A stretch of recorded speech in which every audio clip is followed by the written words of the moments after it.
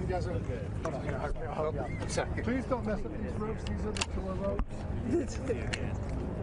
You know, we had to do some wheeling and dealing to get these ropes. We don't want yeah. We brought out the good ropes for State of the Union, so Okay. you know, We got you. I had to bet.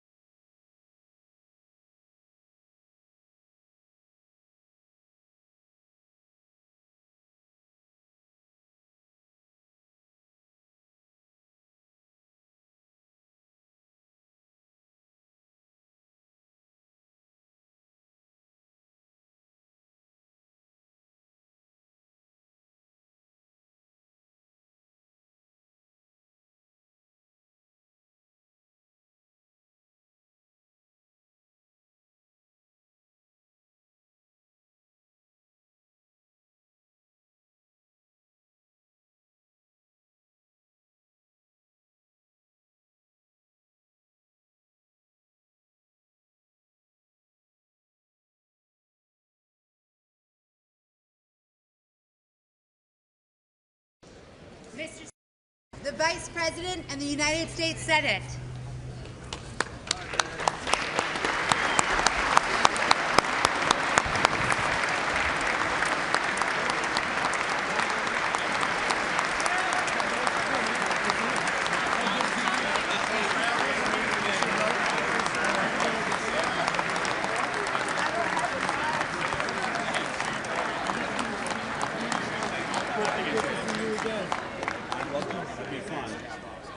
I bet you do. What's up? Good to see you.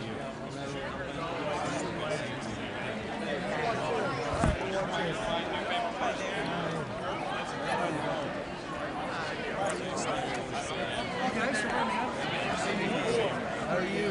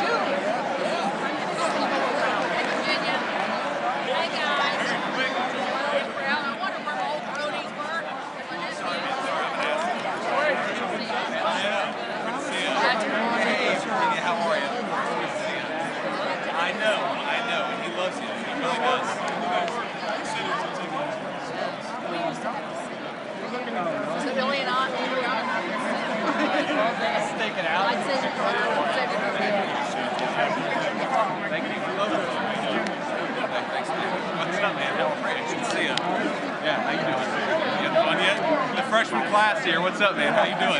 Doing well. Good, good. I saw your wife the other day. She was in the White House. Good. Keep it fun. Thanks, man. I appreciate it, man. Good to see you. I'm going this way. Okay, yeah. Sorry, I'll just sit over here. That's fine, man. How are you? Good to see you. Good luck tonight. This is gonna be awesome. Appreciate it from the Vice President. Hey, so good to see you. Oh, absolutely, absolutely. So, how about you? I'm having a good time. I have an easier job. How's your wife doing? She's having fun. She's a champion somewhere. Yeah. Good. All right, absolutely. Let's do that. They're going to take me the other way. Is that right? Stand here by me. All right. I'll keep you company. We're in the right spot.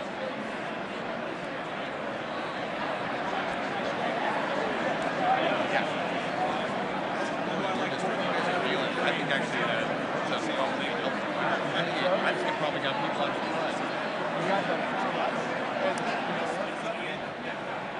But we're at the same time. Good to see you. Well, we could have coordinated, I guess, but man, this is, I gotta be honest with you, this is by the way, I think the speech is gonna be great, but I don't know how you do this for 90 minutes. The hardest thing was doing it during Biden, when the speech was a stupid campaign speech. And just let you know about it.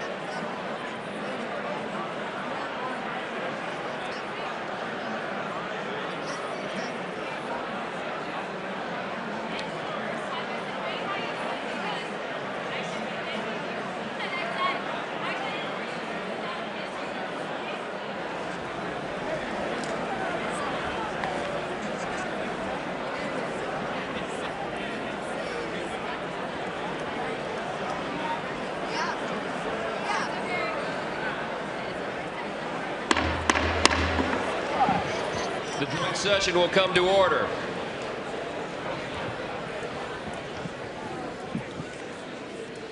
The chair appoints as members of the committee on the part of the House to escort the President of the United States into the chamber the following: the gentleman from Louisiana, Mr. Scalise; the gentleman from Minnesota, Mr. Emmer; the gentlewoman from Michigan, Mrs. McClain; the gentleman from North Carolina, Mr. Hudson; the gentleman from Pennsylvania, Mr. Reschenthaler; the gentleman from Utah, Mr. Moore; the gentlewoman from Indiana, Mrs. Houchin; the gentleman from Oklahoma, Mr. Hearn; the gentleman from New York, Mr. Jeffries; the gentlewoman from Massachusetts, Ms. Clark; the gentleman from California, Mr. Aguilar; the gentleman from California, Mr. Liu; the gentleman from Colorado, Mr. Neguse; the gentlewoman from Washington, Ms. Delbene; the gentlewoman from Michigan, Mrs. Dingell. The President of the Senate, at the direction of that body, appoints the following senators as members of the committee on the part of the Senate to escort the President of the United States into the House chamber: the Senator from South Dakota, Mr. Thune; the Senator from Wyoming, Mr. Barrasso; the Senator from Arkansas, Mr. Cotton; the Senator from Oklahoma, Mr. Lankford; the Senator from West Virginia, Mrs. Capito; the Senator from South Carolina, Mr. Scott; the Senator from New York, Mr. Schumer; the Senator from Illinois, Mr. Durbin; the Senator from Minnesota, Ms. Klobuchar; the Senator from New Jersey, Mr. Booker; the Senator from Wisconsin, Ms. Baldwin. The members of the Escort Committee will exit the chamber through the lobby doors.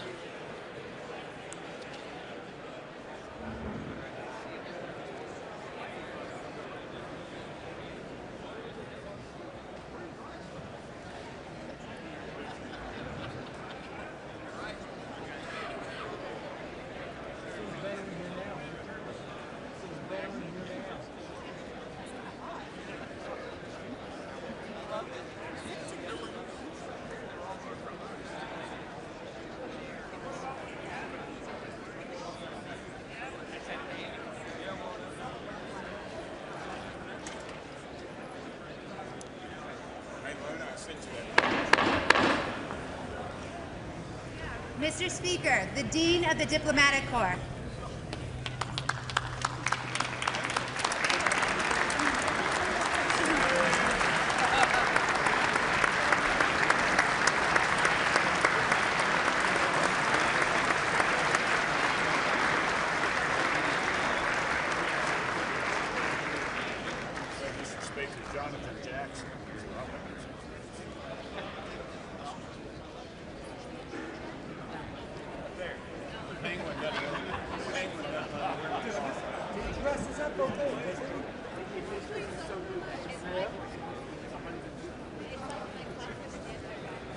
My wife loves this gray suit. I hate it, but I wear it.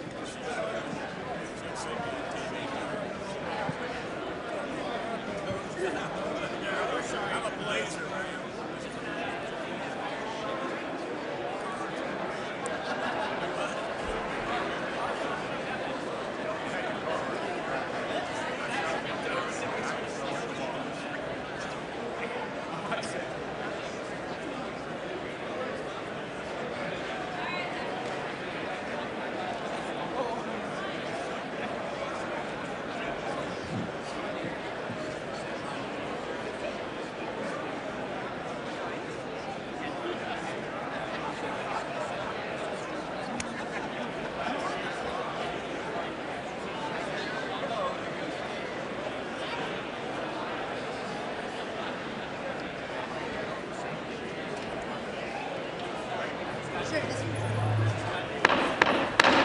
Mr. Speaker, the Chief Justice and Associate Justices of the United States Supreme Court.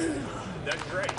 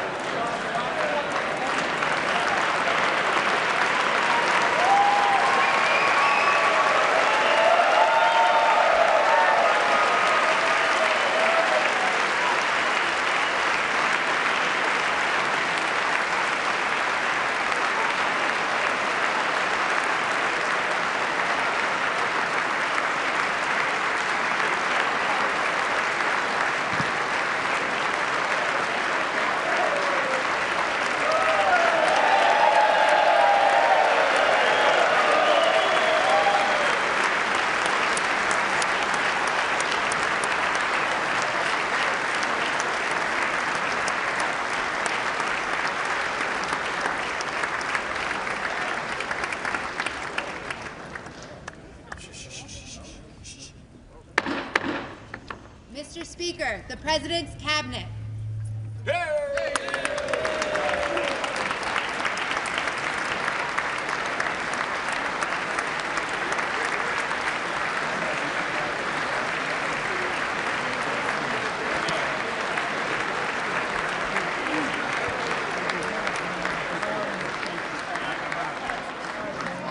That's true. I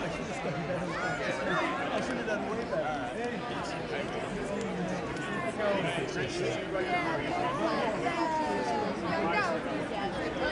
Secretary, can't wait to connect with you. You have so much time. Yes.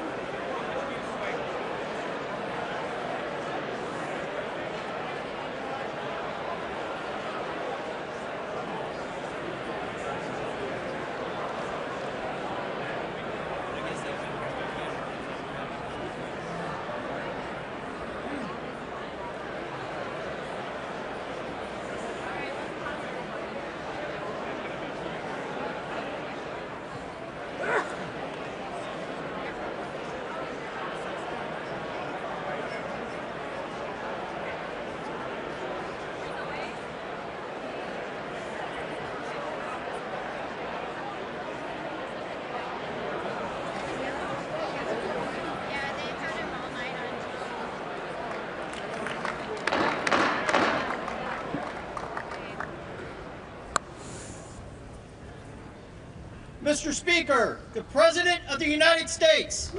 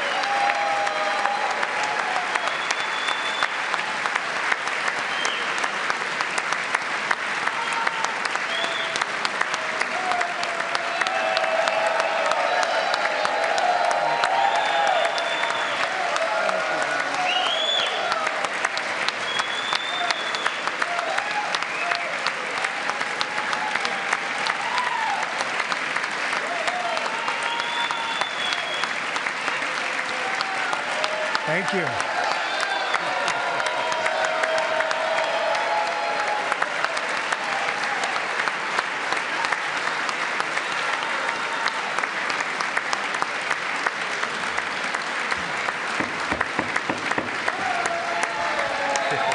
Thank you very much. Thank you very much. It's a great honor. Thank you very much. Speaker Johnson, Vice President Vance, the First Lady of the United States,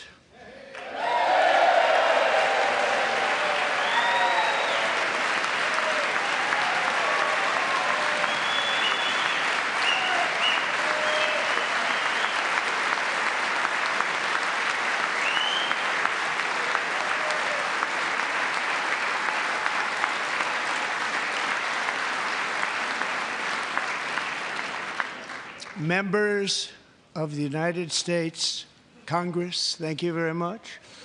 And to my fellow citizens, America is back.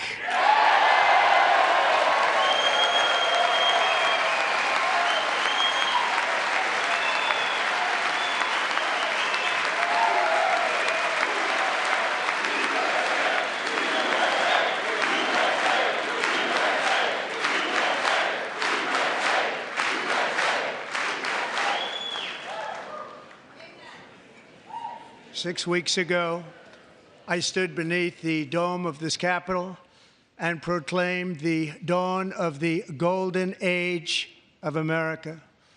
From that moment on, it has been nothing but swift and unrelenting action to usher in the greatest and most successful era in the history of our country. We have accomplished more in 43 days than most administrations accomplished in 4 years or 8 years, and we are just getting started.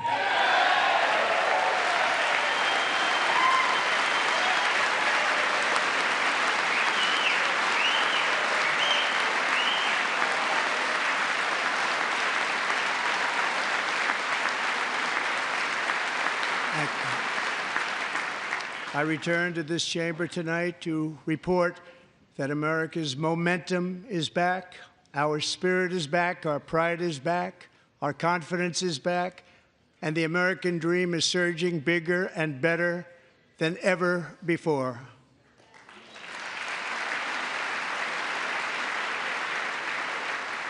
The American dream is unstoppable, and our country is on the verge of a comeback, the likes of which the world has never witnessed and perhaps will never witness again. There's never been anything like it. The presidential election of November 5th was a mandate like has not been seen in many decades. We won all 7 swing states, giving us an electoral college victory of 312 votes.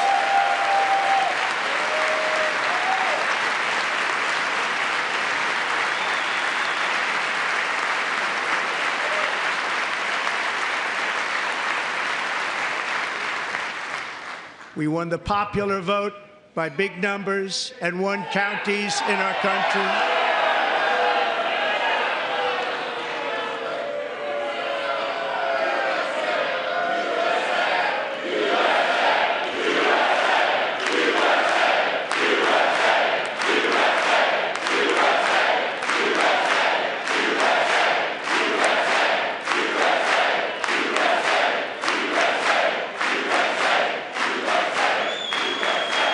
And won counties in our country, 2,700 to 525, on a map that reads almost completely red for Republican.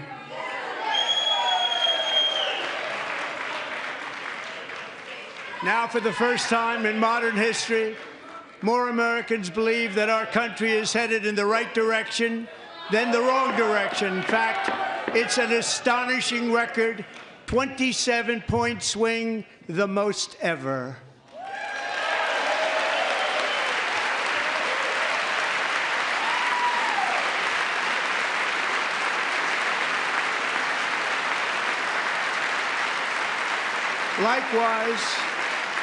Small business optimism saw its single largest one-month gain ever recorded, a 41-point jump.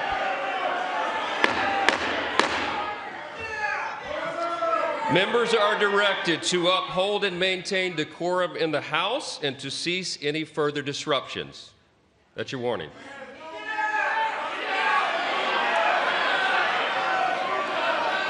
Members are engaging in willful and continuing breach of decorum, and the chair is prepared to direct the Sergeant-at-Arms to restore order to the joint session.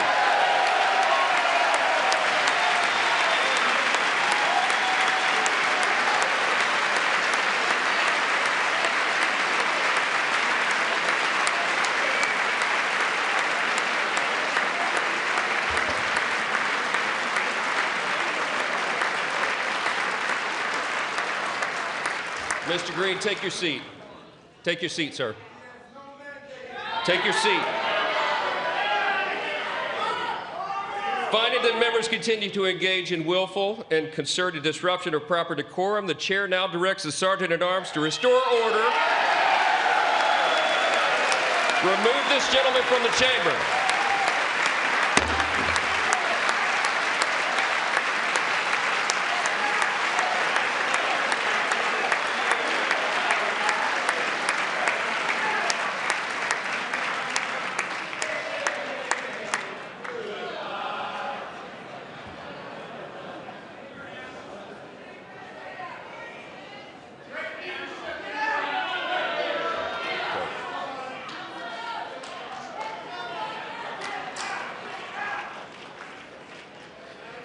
Members are directed to uphold and maintain decorum in the House.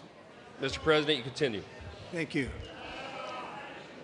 Over the past 6 weeks, I have signed nearly 100 executive orders and taken more than 400 executive actions, a record to restore common sense, safety, optimism, and wealth all across our wonderful land. The people elected me to do the job, and I'm doing it.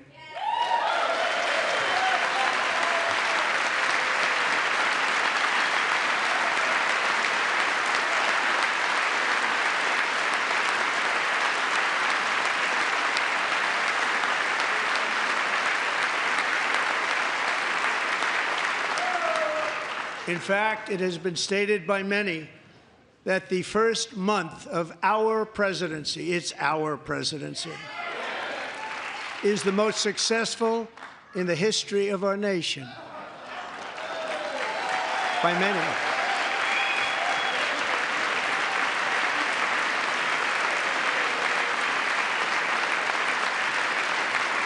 And what makes it even more impressive is that, do you know who number 2 is?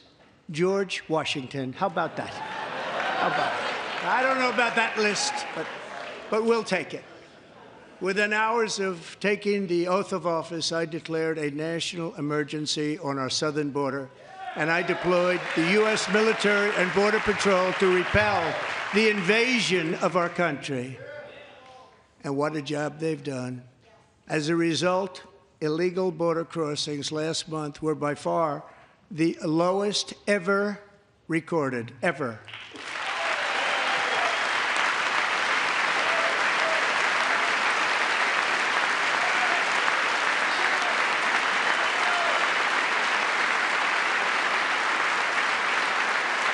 They heard my words and they chose not to come. Much easier that way.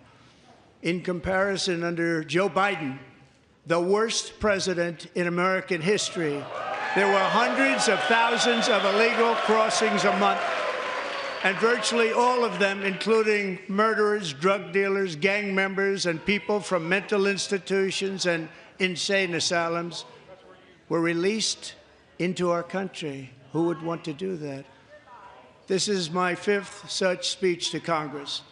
And once again, I look at the Democrats in front of me, and I realize there is absolutely nothing I can say to make them happy or to make them stand or smile or applaud. Nothing I can do. I could find a cure to the most devastating disease, a disease that would wipe out entire nations, or announce the answers to the greatest economy in history or the stoppage of crime to the lowest levels ever recorded. And these people sitting right here will not clap, will not stand, and certainly will not cheer for these astronomical achievements. They won't do it, no matter what. Five times I've been up here. It's very sad, and it just shouldn't be this way.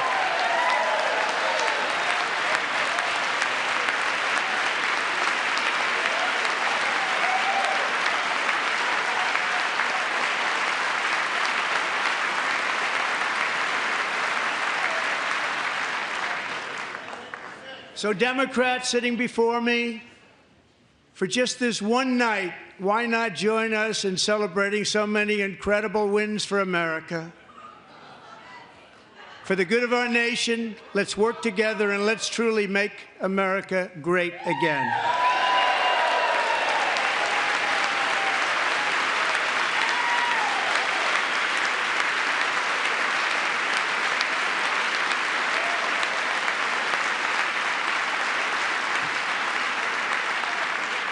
Every day, my administration is fighting to deliver the change America needs to bring a future that America deserves, and we're doing it.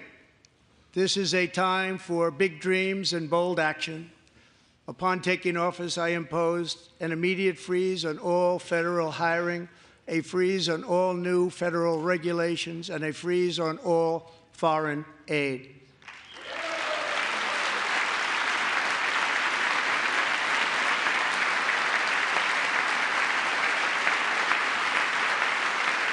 I terminated the ridiculous Green New Scam. I withdrew from the unfair Paris Climate Accord, which was costing us trillions of dollars that other countries were not paying. I withdrew from the corrupt World Health Organization.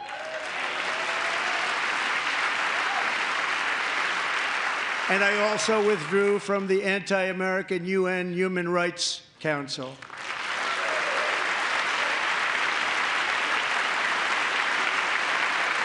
We ended all of Biden's environmental restrictions that were making our country far less safe and totally unaffordable.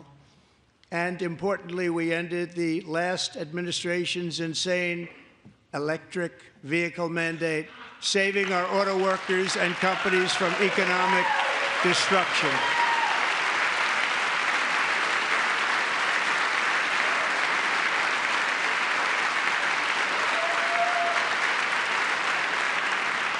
To unshackle our economy, I have directed that for every one new regulation, 10 old regulations must be eliminated, just like I did in my very successful first day.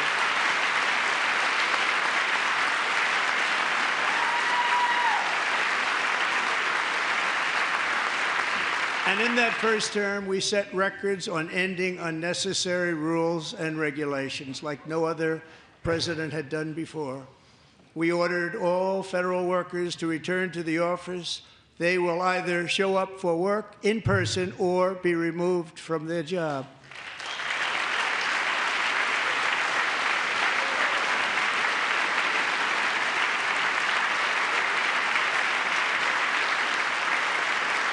And we have ended weaponized government where, as an example, a sitting president is allowed to viciously prosecute his political opponent, like me. How did that work out? Not too good. Not too good.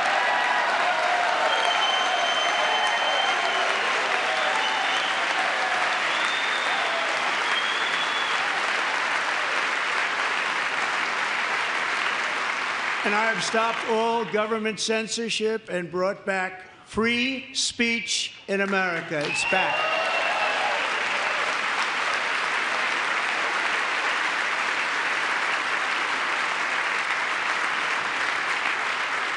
And 2 days ago, I signed an order making English the official language of the United States of America.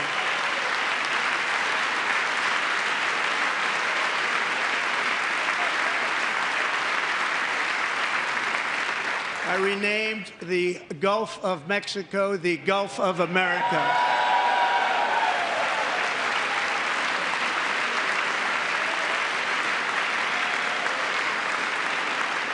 And likewise, I renamed, for a great president, William McKinley, Mount McKinley again. Beautiful Alaska. We love Alaska. We've ended the tyranny of so-called diversity, equity, and inclusion policies all across the entire federal government and indeed the private sector and our military. And our country will be woke no longer.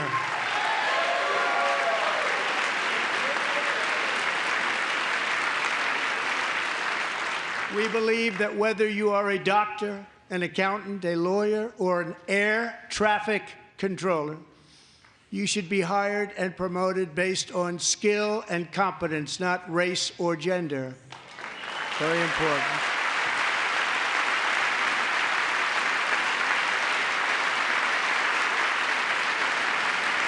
You should be hired based on merit.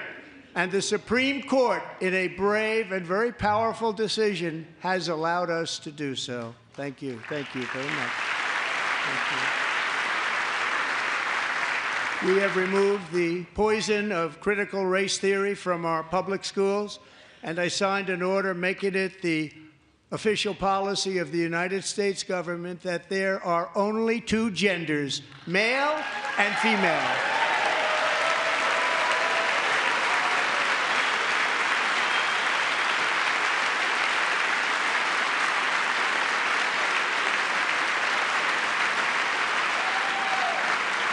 I also signed an executive order to ban men from playing in women's sports.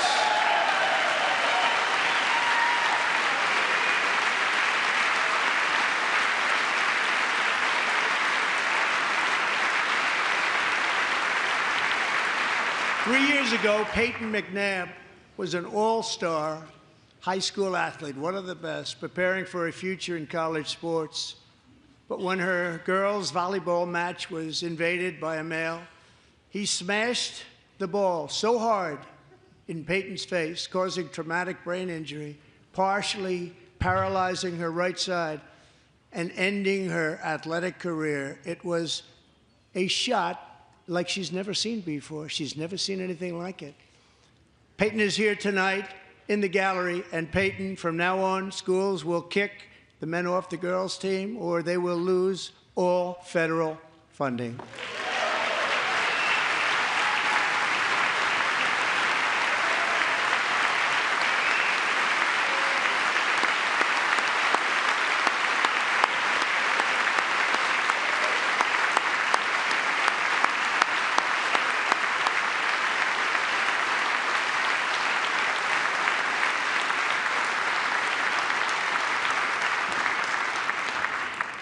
If you really want to see numbers, just take a look at what happened in the women's boxing, weightlifting, track and field, swimming, or cycling, where a male recently finished a long-distance race 5 hours and 14 minutes ahead of a woman for a new record by 5 hours.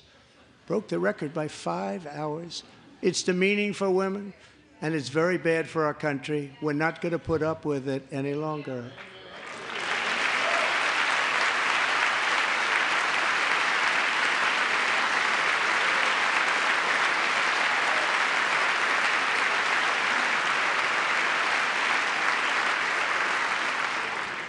What I have just described is only a small fraction of the common sense revolution that is now, because of us, sweeping the entire world. Common sense has become a common theme, and we will never go back. Never. Never going to let that happen. Among my very highest priorities is to rescue our economy and get dramatic and immediate relief to working families. As you know, we inherited from the last administration an economic catastrophe and an inflation nightmare. Their policies drove up energy prices, pushed up grocery costs, and drove the necessities of life out of reach for millions and millions of Americans. They've never had anything like it. We suffered the worst inflation in 48 years, but perhaps even in the history of our country. They're not sure. As president, I'm fighting every day to reverse this damage and make America affordable again.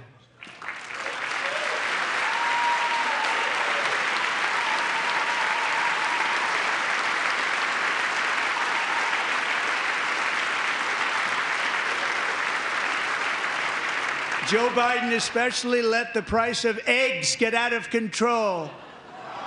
The egg price is out of control, and we're working hard to get it back down. Secretary, do a good job on that. You inherited a total mess from the previous administration. Do a good job.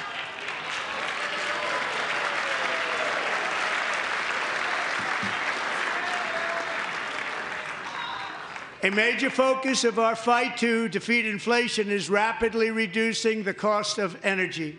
The previous administration cut the number of new oil and gas leases by 95%, slowed pipeline construction to a halt, and closed more than 100 power plants. We are opening up many of those power plants right now.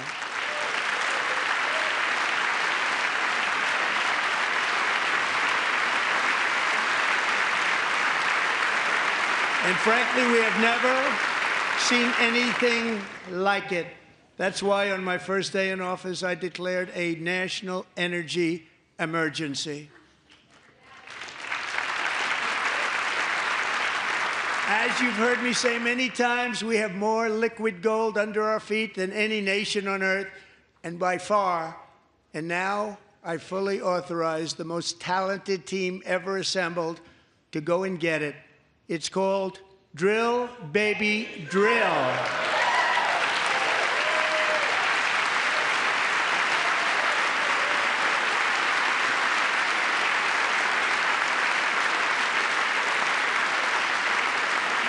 My administration is also working on a gigantic natural gas pipeline in Alaska, among the largest in the world, where Japan, South Korea, and other nations want to be our partner with investments of trillions of dollars each. There's never been anything like that one.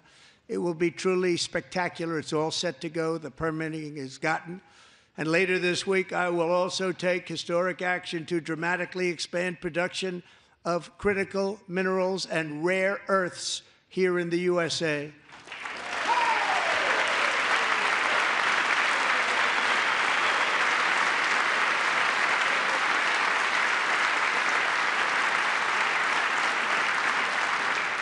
To further combat inflation, we will not only be reducing the cost of energy, but will be ending the flagrant waste of taxpayer dollars.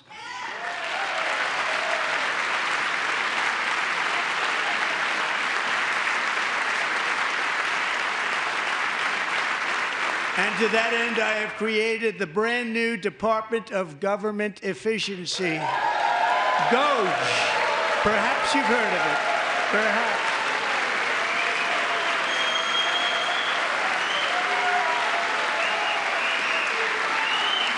Which is headed by Elon Musk, who is in the gallery tonight.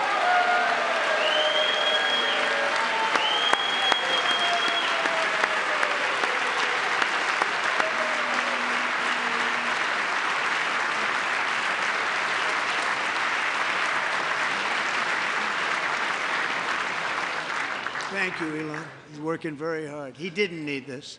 He didn't need this. Thank you very much. We appreciate it. Everybody here, even this side, appreciates it, I believe. They just don't want to admit that. Just listen to some of the appalling waste we have already identified. $22 billion from HHS to provide free housing and cars for illegal aliens. $45 million for diversity, equity, and inclusion scholarships in Burma. $40 million to improve the social and economic inclusion of sedentary migrants. Nobody knows what that is. $8 million to promote LGBTQI+ in the African nation of Lesotho, which nobody has ever heard of. $60 million for indigenous peoples and Afro-Colombian empowerment in Central America. $60 million. $8 million for making mice transgender. This is real. $32 million for a left-wing propaganda operation in Moldova. $10 million for male circumcision in Mozambique. $20 million for the Arab Sesame Street in the Middle East. It's a program. $20 million for a program. $1.9 billion to recently created Decarbonization of Homes Committee, headed up, and we know she's involved. Just at the last moment, the money was passed over by a woman named Stacey Abrams. Have you ever heard of her? A $3.5 million consulting contract for lavish fish monitoring. $1.5 million for voter confidence in Liberia. $14 million for social cohesion in Mali. $59 million for illegal alien hotel rooms in New York City. He's a real estate developer. He's done very well. $250,000 to increase vegan local climate action innovation in Zambia. $42 million for social and behavior change in Uganda. $14 million for improving public procurement in Serbia. $47 million for improving learning outcomes in Asia. Asia's doing very well with learning. I don't know what we're doing. We should use it ourselves. And $101 million for DEI contracts at the Department of Education, the most ever paid, nothing even like it. Under the Trump administration, all of these scams, and they're far worse, but I didn't think it was appropriate to talk about them. They're so bad. Many more have been found out and exposed and swiftly terminated by a group of very intelligent, mostly young people, headed up by Elon, and we appreciate it. We found hundreds of billions of dollars of fraud.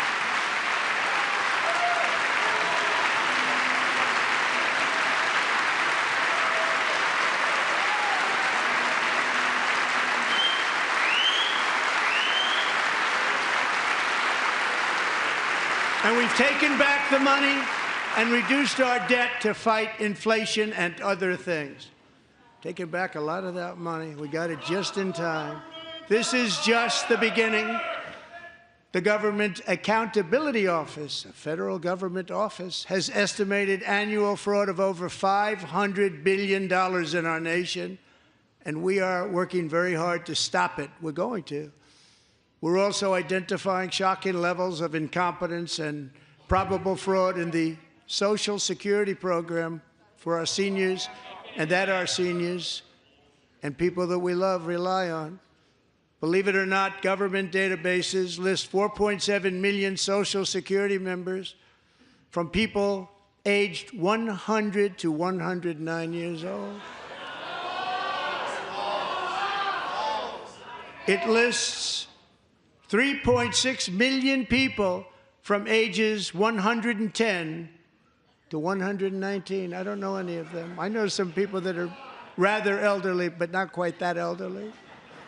3.47 million people from ages 120 to 129.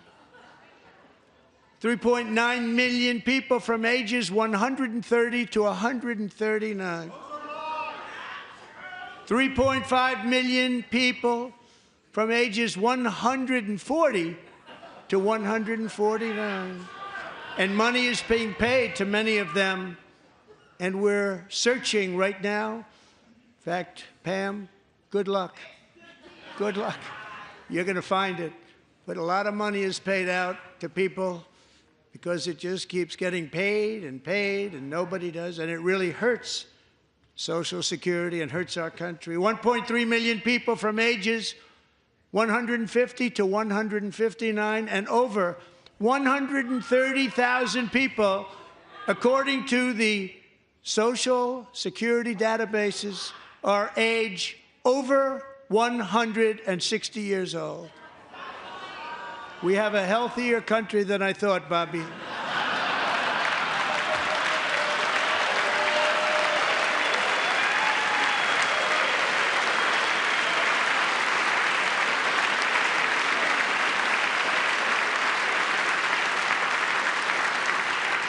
Including, to finish, 1,039 people between the ages of 220 and 229, one person between the age of 240 and 249, and one person is listed at 360 years of age. More than 100 years older than our country. But we're going to find out where that money's going, and it's not going to be pretty. By slashing all of the fraud, waste, and theft we can find, we will defeat inflation, bring down mortgage rates, lower car payments and grocery prices, protect our seniors, and put more money in the pockets of American families.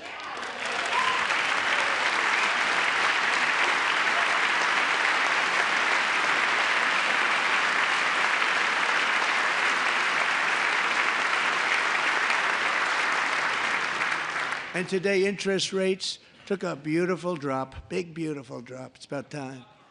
And in the near future, I want to do what has not been done in 24 years, balance the federal budget. We're going to balance it.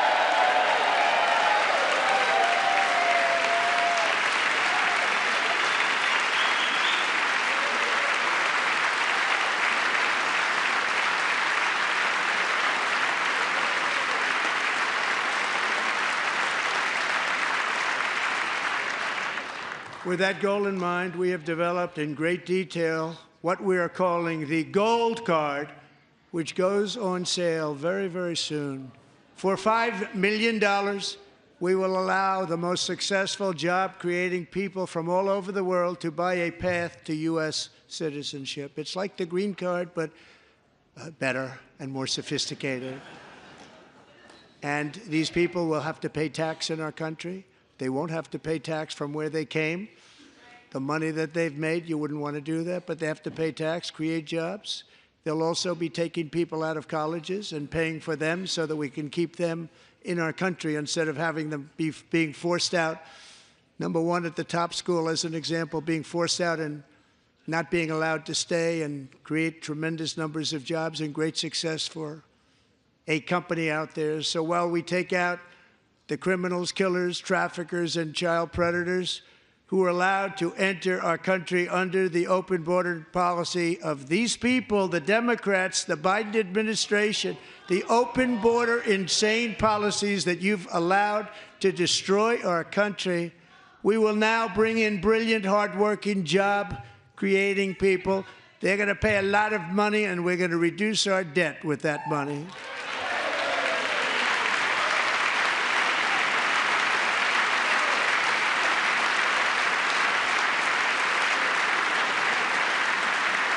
Americans have given us a mandate for bold and profound change. For nearly 100 years, the federal bureaucracy has grown until it has crushed our freedoms, ballooned our deficits, and held back America's potential in every possible way. The nation founded by pioneers and risk-takers now drowns under millions and millions of pages of regulations and debt. Approvals that should take 10 days to get instead take 10 years, 15 years, and even 20 years before you're rejected.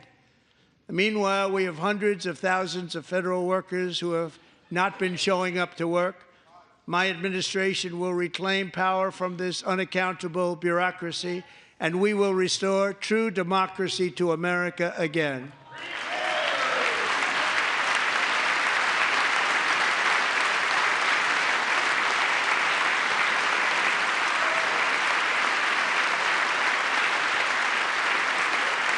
And any federal bureaucrat who resists this change will be removed from office immediately. Because we are draining the swamp. It's very simple. And the days of rule by unelected bureaucrats are over.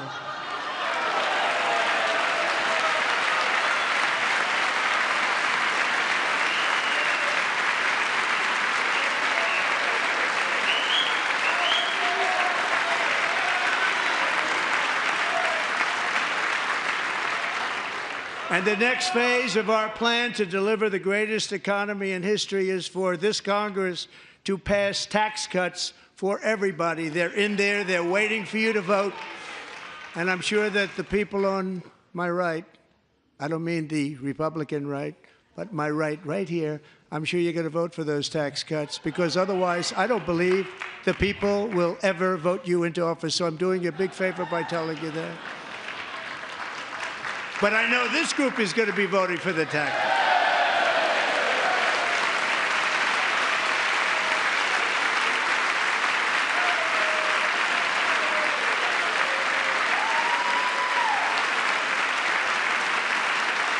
Thank you.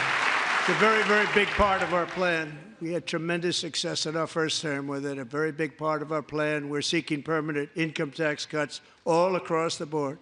And to get urgently needed relief to Americans hit especially hard by inflation, I'm calling for no tax on tips, no tax on overtime, and no tax on Social Security benefits for our great seniors.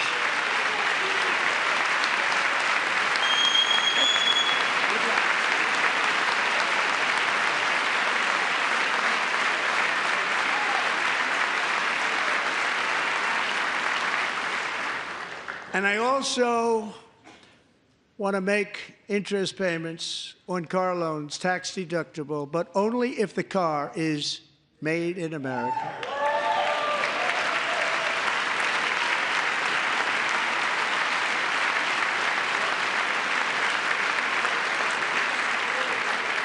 And by the way, we're going to have growth in the auto industry like nobody's ever seen. Plants are opening up all over the place. Deals are being made. Never seen. That's a combination of the election win and tariffs. It's a beautiful word, isn't it? That, along with our other policies, will allow our auto industry to absolutely boom. It's going to boom. Spoke to the majors today, all three, the top people, and they're so excited. In fact, already numerous car companies have announced that they will be building massive automobile plants in America, with Honda just announcing a new plant in Indiana, one of the largest anywhere in the world.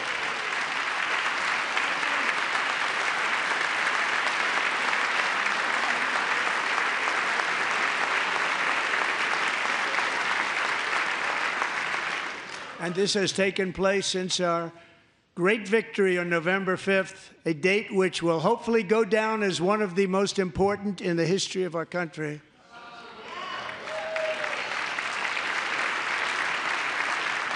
In addition, as part of our tax cuts, we want to cut taxes on domestic production and all manufacturing.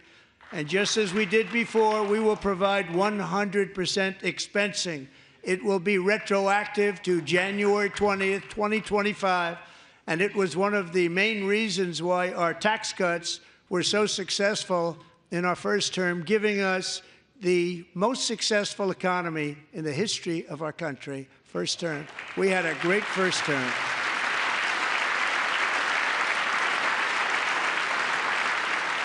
If you don't make your product in America, however, under the Trump administration, you will pay a tariff, and in some cases, a rather large one. Other countries have used tariffs against us for decades, and now it's our turn to start using them against those other countries. On average, the European Union, China, Brazil, India, Mexico, and Canada, have you heard of them? And countless other nations charge us tremendously higher tariffs than we charge them. It's very unfair. India charges us auto tariffs higher than 100%. China's average tariff on our products is twice what we charge them. And South Korea's average tariff is 4 times higher. Think of that, 4 times higher. And we give so much help militarily and in so many other ways to South Korea, but that's what happens. This is happening by friend and foe. This system is not fair to the United States and never was, and so on April 2nd, I wanted to make it April 1st, but I didn't want to be accused of April Fool's Day. That's not, just one day was cost us a lot of money. But we're going to do it in April. I'm a very superstitious person. April 2nd, reciprocal tariffs kick in. And whatever they tariff us, other countries, we will tariff them. That's reciprocal, back and forth. Whatever they tax us, we will tax them. If they do non-monetary tariffs to keep us out of their market, then we will do non-monetary barriers to keep them out of our market. There's a lot of that, too. They don't even allow us in their market. We will take in trillions and trillions of dollars and create jobs like we have never seen before. I did it with China, and I did it with others, and the Biden administration couldn't do anything about it because there was so much money they couldn't do anything about it. We have been ripped off for decades by nearly every country on earth, and we will not let that happen any longer.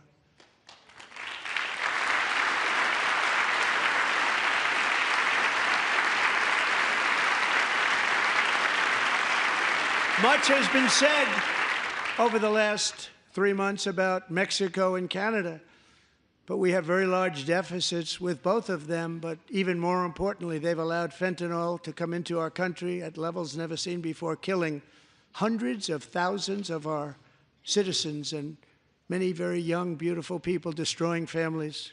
Nobody's ever seen anything like it. They are, in effect, receiving subsidies of hundreds of billions of dollars. We pay subsidies to Canada and to Mexico of hundreds of billions of dollars, and the United States will not be doing that any longer. We're not going to do it any longer.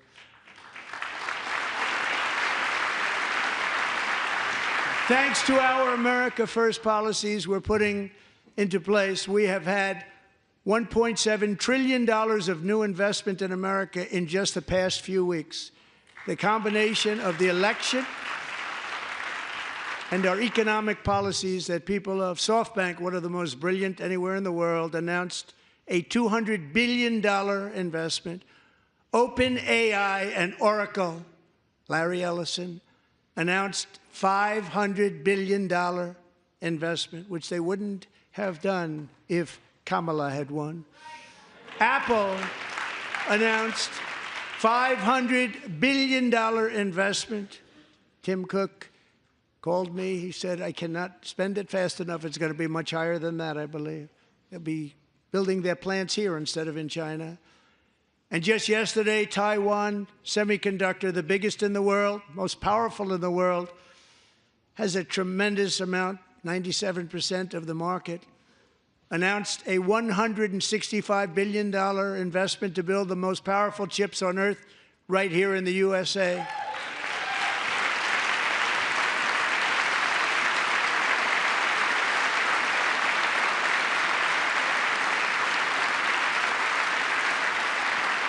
And we're not giving them any money. Your CHIPS Act is a horrible, horrible thing. We give hundreds of billions of dollars, and it doesn't mean a thing. They take our money and they don't spend it. All that meant to them, we're giving them no money. All that was important to them was they didn't want to pay the tariffs, so they came and they're building, and many other companies are coming. We don't have to give them money. We just want to protect our businesses and our people. And they will come because they won't have to pay tariffs if they build in America. So it's very amazing. You should get rid of the CHIP Act, and whatever's left over, Mr. Speaker, you should use it to reduce debt or any other reason you want to.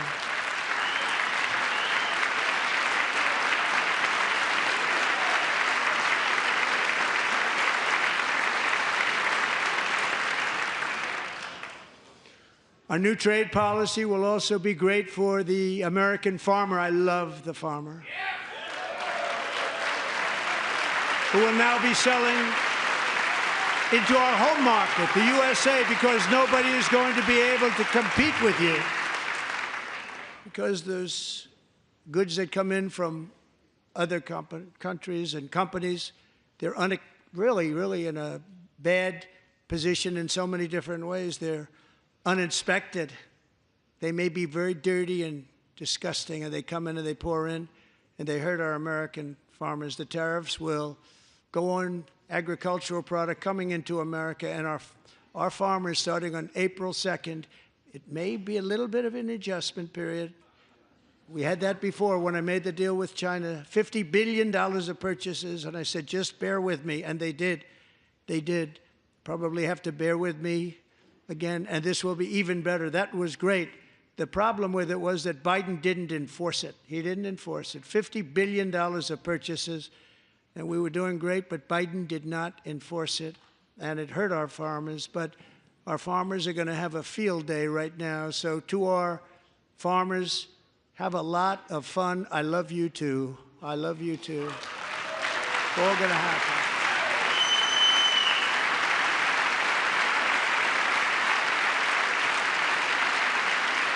And I have also imposed a 25% tariff on foreign aluminum, copper, lumber, and steel, because if we don't have, as an example, steel and lots of other things, we don't have a military, and frankly, we just won't have a country very long. Here today is a proud American steelworker, fantastic person from Decatur, Alabama, Jeff Denard. Has been working at the same steel plant for 27 years in a job that has allowed him to serve as the captain of his local volunteer fire department, raise 7 children with his beautiful wife, Nicole, and over the years provide a loving home for more than 40 foster children. So great, Jeff.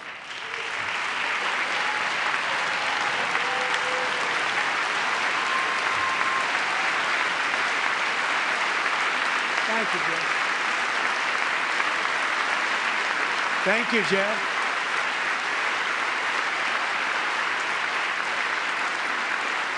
Stories like Jeff's remind us that tariffs are not just about protecting American jobs.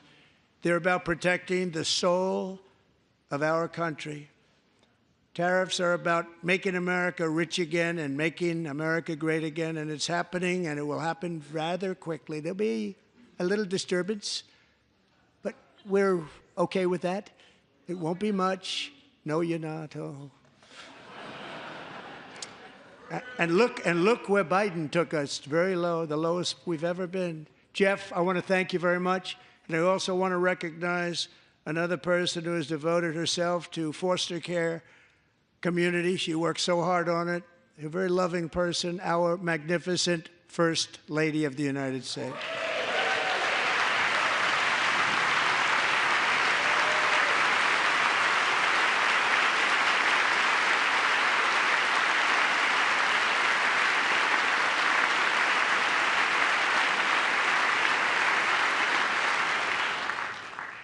Melania's work has yielded incredible results, helping prepare our nation's future leaders as they enter the workforce.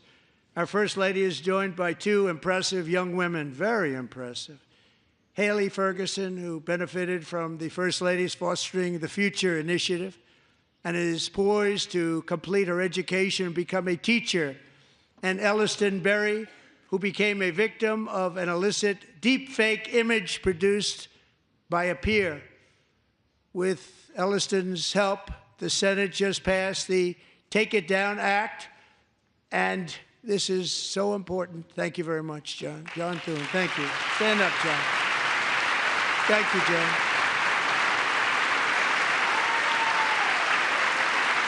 Thank you all very much.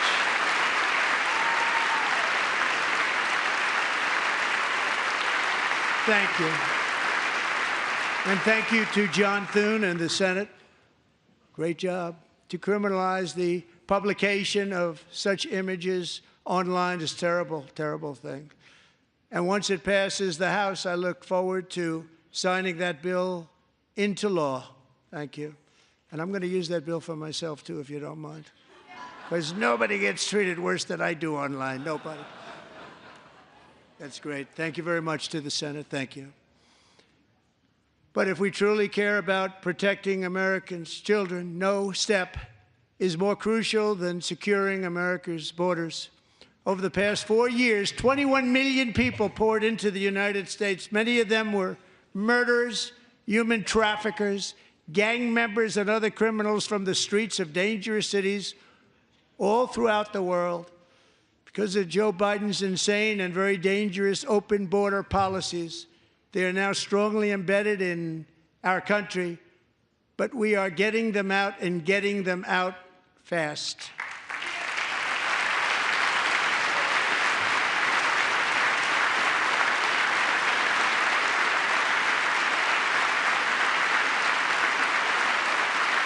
And I want to thank Tom Homan and Christy. I want to thank you and Paul of Border Patrol.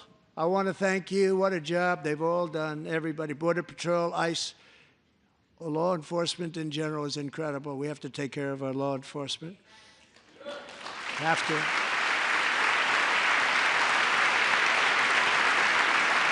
Last year,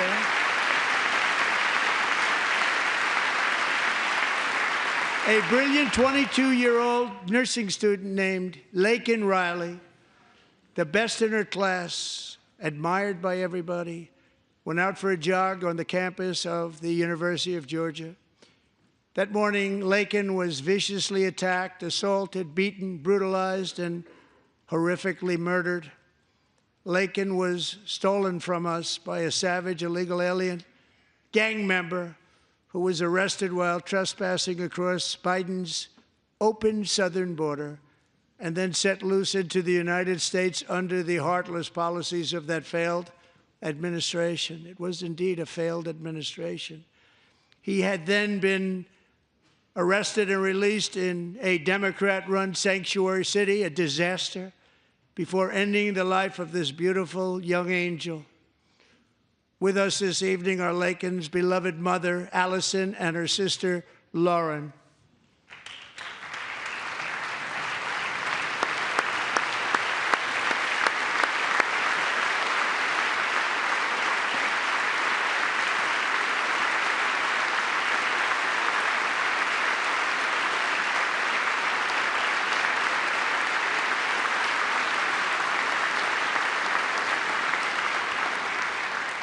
Last year, I told Laken's grieving parents that we would ensure their daughter would not have died in vain. That's why the very first bill I signed into law as your 47th president mandates the detention of all dangerous criminal aliens who threaten public safety. It's a very strong, powerful act.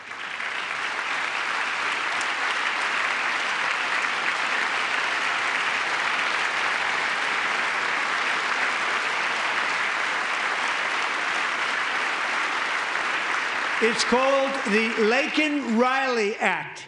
So Allison and Lauren, America will never, ever forget our beautiful Laken Hope Riley.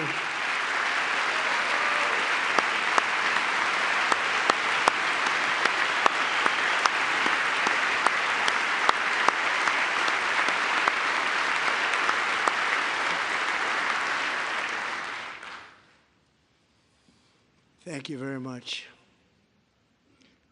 Since taking office, my administration has launched the most sweeping border and immigration crackdown in American history, and we quickly achieved the lowest numbers of illegal border crossers ever recorded. Thank you.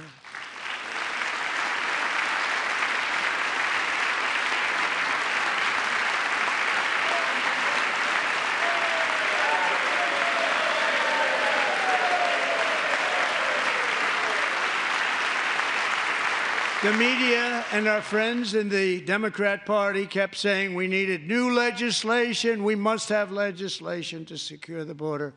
But it turned out that all we really needed was a new president.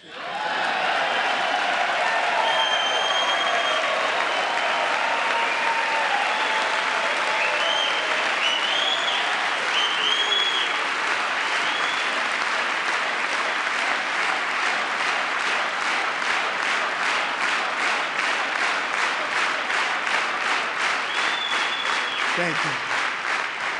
Joe Biden didn't just open our borders, he flew illegal aliens over them to overwhelm our schools, hospitals, and communities throughout the country. Entire towns like Aurora, Colorado, and Springfield, Ohio, buckled under the weight of the migrant occupation and corruption like nobody's ever seen before. Beautiful towns destroyed. Now, just as I promised in my inaugural address, we are achieving the great liberation of America.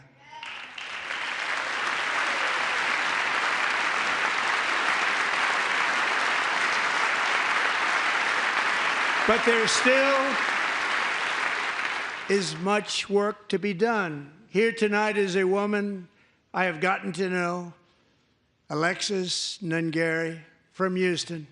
Wonderful woman. Last June, Alexis's 12-year-old daughter, her precious Jocelyn, walked to a nearby convenience store. She was kidnapped, tied up, assaulted for 2 hours under a bridge, and horrifically murdered. Arrested and charged with this heinous crime are 2 illegal alien monsters from Venezuela, released into America by the last administration through their ridiculous open border. The death of this beautiful 12-year-old girl and the agony of her mother and family touched our entire nation greatly. Alexis, I promised that we would always remember your daughter, your magnificent daughter, and earlier tonight, I signed an order keeping my word to you. One thing I have learned about Jocelyn is that she loved animals so much. She loved nature. Across Galveston Bay, from where Jocelyn lived in Houston, you will find a magnificent national wildlife refuge, a pristine, peaceful, 34,000-acre sanctuary for all of God's creatures on the edge of the Gulf of America. Alexis, moments ago, I formally renamed that refuge in loving memory of your beautiful daughter, Jocelyn. So, Mr. Vice President, if you would, may I have the order?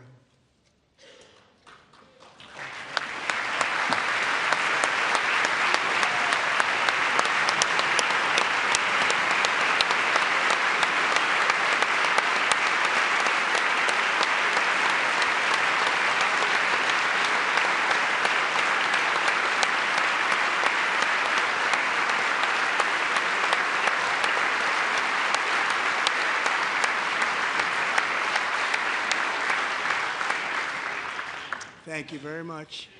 All 3 savages charged with Jocelyn and Lakin's murders were members of the Venezuelan prison gang, the toughest gang, they say, in the world, known as Tren de Aragua. 2 weeks ago, I officially designated this gang, along with MS-13 and the bloodthirsty Mexican drug cartels, as foreign terrorist organizations.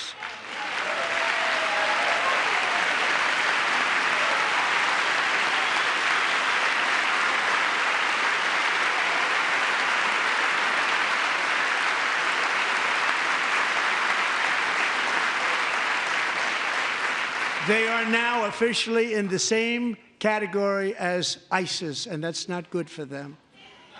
Countless thousands of these terrorists were welcomed into the U.S. by the Biden administration.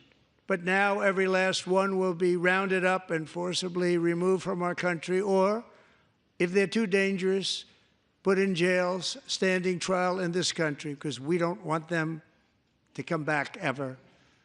With us this evening is a warrior on the front lines of that battle, Border Patrol Agent Roberto Ortiz. Great guy.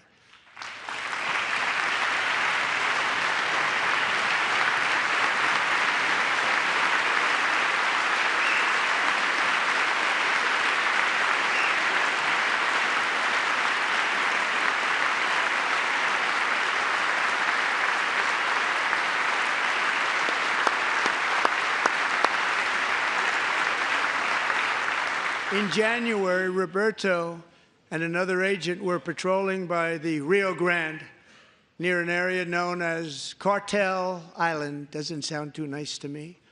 When heavily armed gunmen started shooting at them. Roberto saw that his partner was totally exposed, at great danger, and he leapt into action, returning fire and providing crucial seconds for his fellow agent to seek safety, just barely.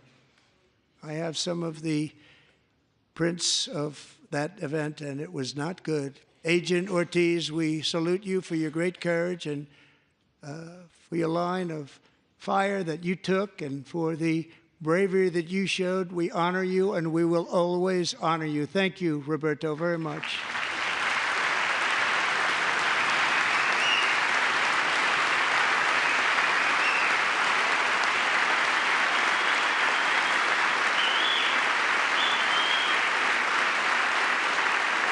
Thank you, Roberto. And I actually got to know him on my many calls to the border. He's a great gentleman.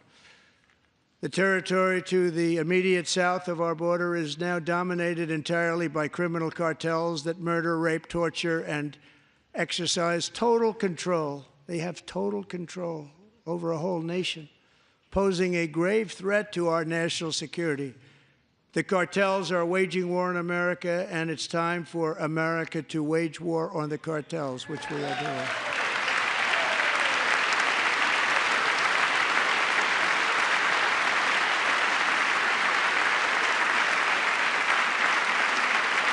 Five nights ago, Mexican authorities, because of our tariff policies being imposed on them, think of this, handed over to us 29 of the biggest cartel leaders in their country. That has never happened before. They want to make us happy. First time ever. But we need Mexico and Canada to do much more than they've done, and they have to stop the fentanyl and drugs pouring into the USA. They're going to stop it. I have sent Congress a detailed funding request laying out exactly how we will eliminate these threats to protect our homeland and complete the largest deportation operation in American history, larger even than current record holder President Dwight D. Eisenhower, a moderate man, but someone who believed very strongly in borders. Americans expect Congress to send me this funding without delay so I can sign it into law. So, Mr. Speaker, John Thune, both of you, I hope you're going to be able to do that, Mr. Speaker. Thank you. Mr. Leader, thank you. Thank you very much. And let's get it to me. I'll sign it so fast, you won't even believe it.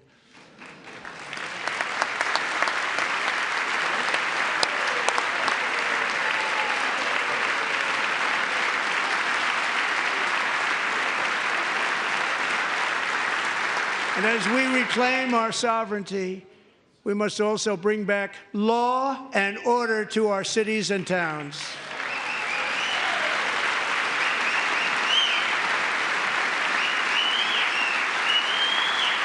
In recent years, our justice system has been turned upside down by radical left lunatics. Many jurisdictions virtually ceased enforcing the law against dangerous repeat offenders while weaponizing law enforcement against political opponents like me. My administration has acted swiftly and decisively to restore fair, equal, and impartial justice under the constitutional rule of law, starting at the FBI and the DOJ. Pam, good luck. Cash, wherever you may be, good luck. Good luck. Pam Bondi. Good luck. So important. Going to do a great job. Cash, thank you. Thank you, Cash.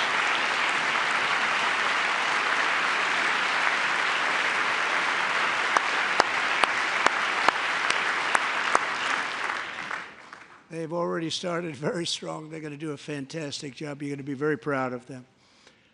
We're also once again giving our police officers the support, protection, and respect they so dearly deserve. They have to get it. They have such a hard, dangerous job, but we're going to make it less dangerous. The problem is the bad guys don't respect the law, but they're starting to respect it, and they soon will respect it. This also includes our great fire departments throughout the country. Our firemen and women are unbelievable people, and we'll never forget them. And besides that, they voted for me in record numbers, so I have no choice.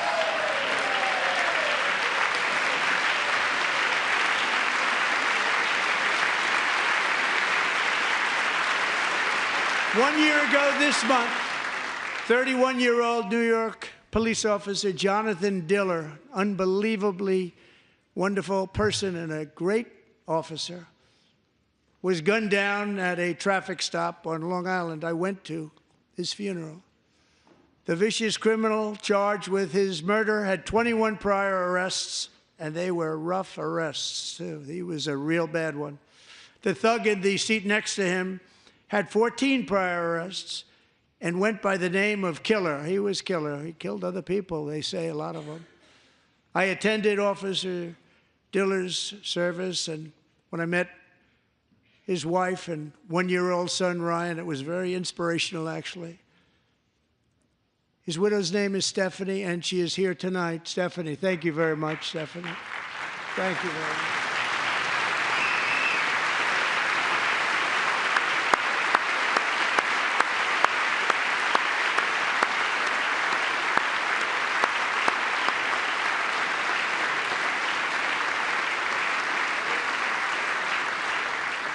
Stephanie, we're going to make sure that Ryan knows his dad was a true hero, New York's finest, and we're going to get these cold-blooded killers and repeat offenders off our streets, and we're going to do it fast. Got to stop it. They get out with 28 arrests. They push people into subway trains. They hit people over the head, back of the head with baseball bats. We got to get them out of here. I've already signed an executive order requiring a mandatory death penalty for anyone who murders a police officer, and tonight I'm asking Congress to pass that policy into permanent law.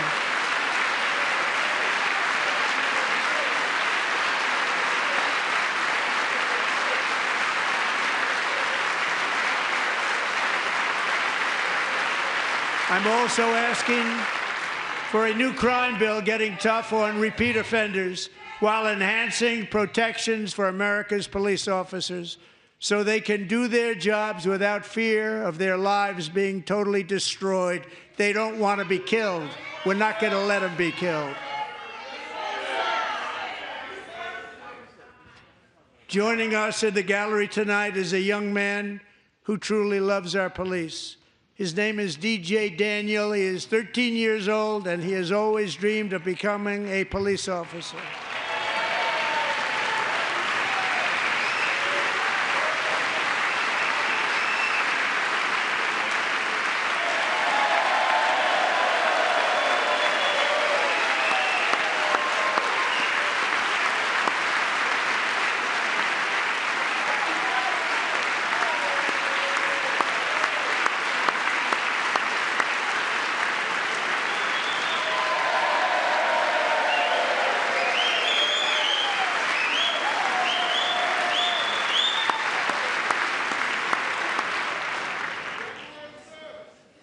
But in 2018, DJ was diagnosed with brain cancer.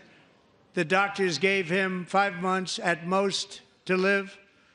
That was more than 6 years ago.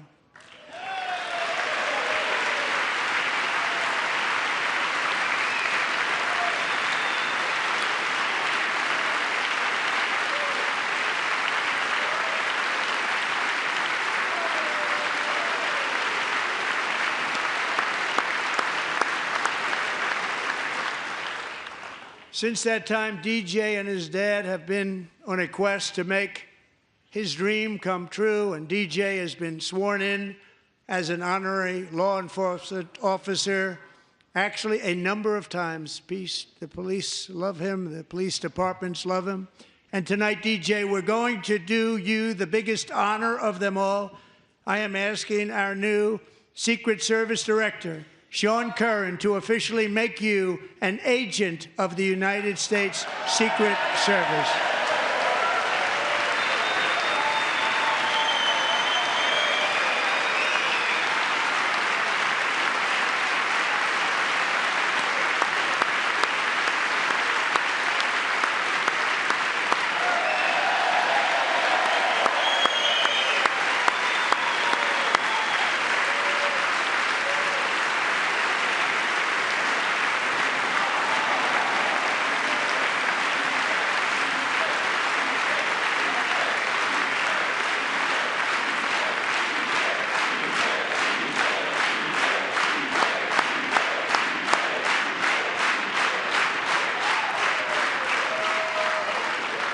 DJ.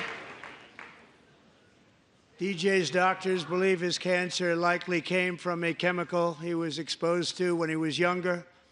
Since 1975, rates of child cancer have increased by more than 40%.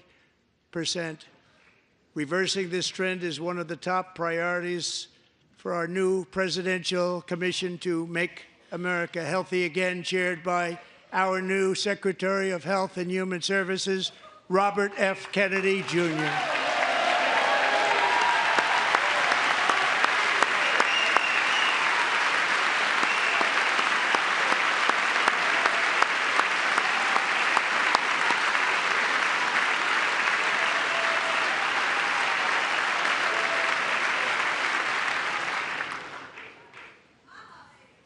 With the name Kennedy, you would have thought everybody over here would have been cheering. How quickly they forget. Our goal is to get toxins out of our environment, poisons out of our food supply, and keep our children healthy and strong. As an example, not long ago, and you can't even believe these numbers, 1 in 10,000 children had autism, 1 in 10,000. And now it's 1 in 36. There's something wrong. 1 in 36. Think of that. So we're going to find out what it is, and there's nobody better than Bobby and all of the people that are working with you. You have the best to figure out what is going on. Okay, Bobby? Good luck. It's a very important job. Thank you.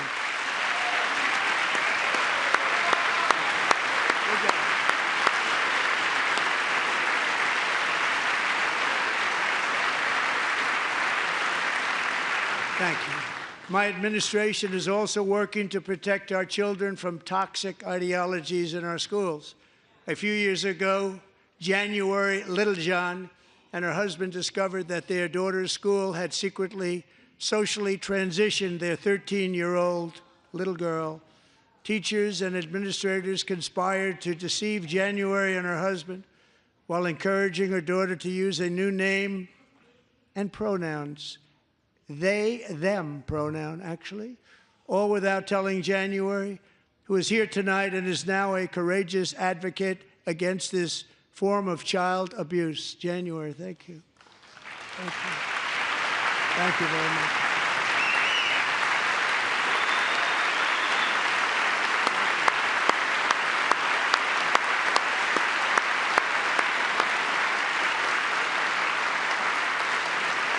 Thank you. Stories like this are why, shortly after taking office, I signed an executive order banning public schools from indoctrinating our children with transgender ideology.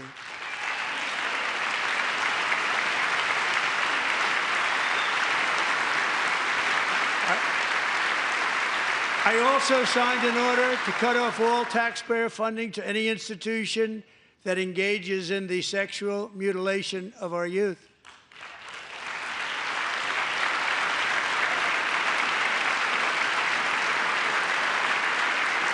And now I want Congress to pass a bill permanently banning and criminalizing sex changes on children and forever ending the lie that any child is trapped in the wrong body. This is a big lie.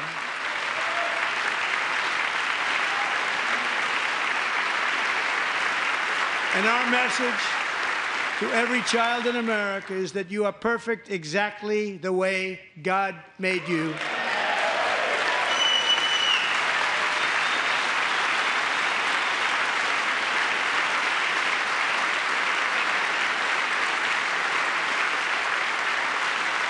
Because we're getting wokeness out of our schools and out of our military, and it's already out, and it's out of our society. We don't want it. Wokeness is trouble. Wokeness is bad. It's gone. It's gone. And we feel so much better for it, don't we? Don't we feel better? Our service members won't be activists and ideologues. They will be fighters and warriors. They will fight for our country. And Pete, congratulations. Secretary of Defense, congratulations.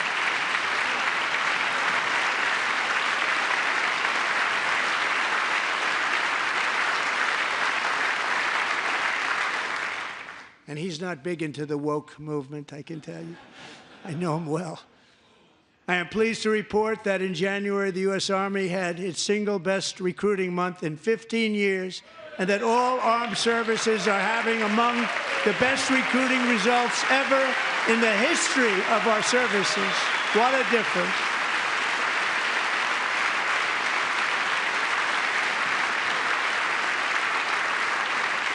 And you know, it was just a few months ago where the results were exactly the opposite. We couldn't recruit anywhere. We couldn't recruit.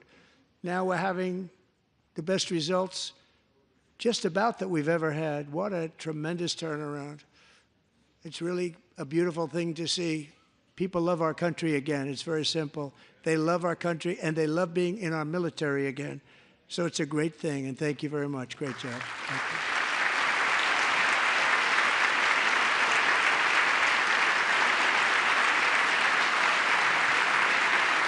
We're joined tonight by a young man, Jason Hartley, who knows the weight of that call of duty. Jason's father, grandfather, and great-grandfather all wore the uniform. Jason tragically lost his dad, who was also a Los Angeles County Sheriff's deputy when he was just a boy, and now he wants to carry on the family legacy of service.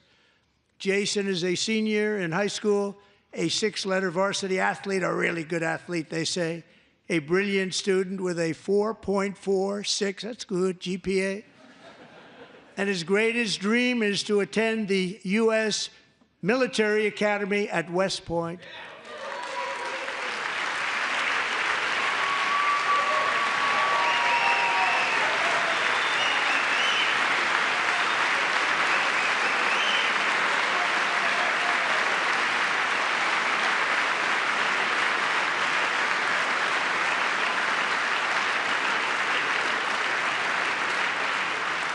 And Jason, that's a very big deal getting in. That's a hard one to get into. But I'm pleased to inform you that your application has been accepted.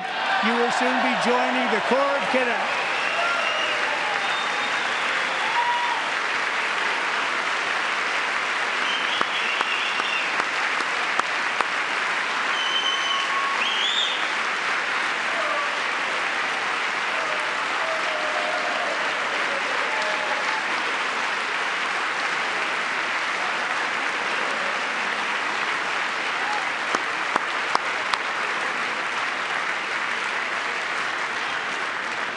Thank you.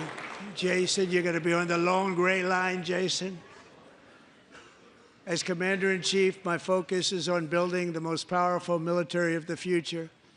As a first step, I'm asking Congress to fund a state-of-the-art Golden Dome missile defense shield to protect our homeland, all made in the USA.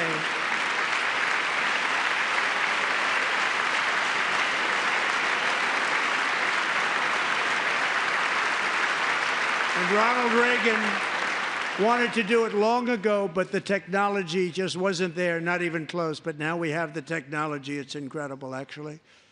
And other places, they have it. Israel has it. Other places have it.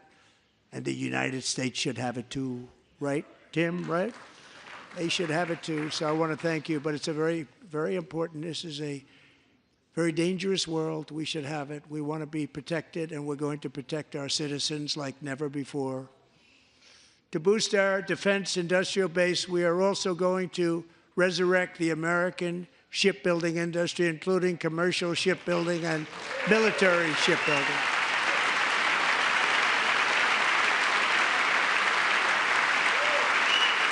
And for that purpose, I am announcing tonight that we will create a new Office of Shipbuilding in the White House and offer special tax incentives to bring this industry home to America where it belongs. We used to make so many ships.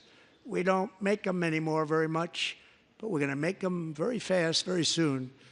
It will have a huge impact. To further enhance our national security, my administration will be reclaiming the Panama Canal, and we've already started doing it.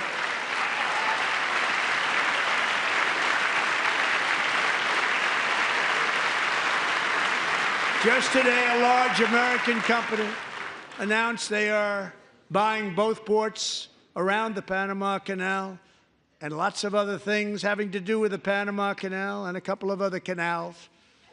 The Panama Canal was built by Americans for Americans, not for others, but others could use it.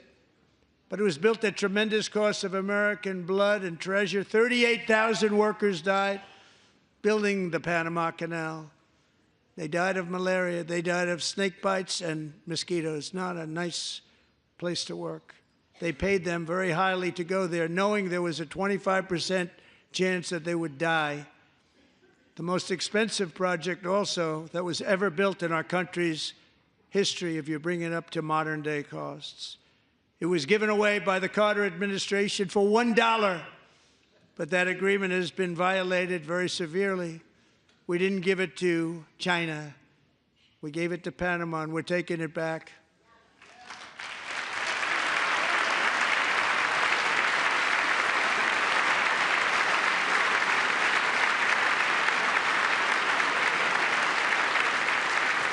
And we have Marco Rubio in charge. Good luck, Marco. Now, we know who to blame if anything goes wrong.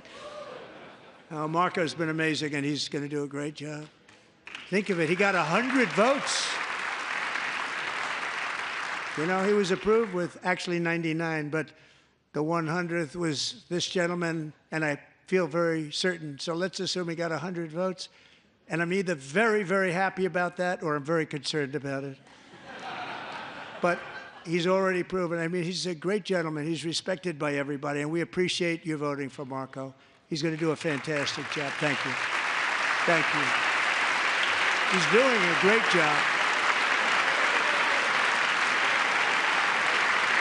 Great job. And I also have a message tonight for the incredible people of Greenland. We strongly support your right to determine your own future. And if you choose, we welcome you into the United States of America. We need Greenland for national security and even international security, and we're working with everybody involved to try and get it. But we need it really for international world security, and I think we're going to get it.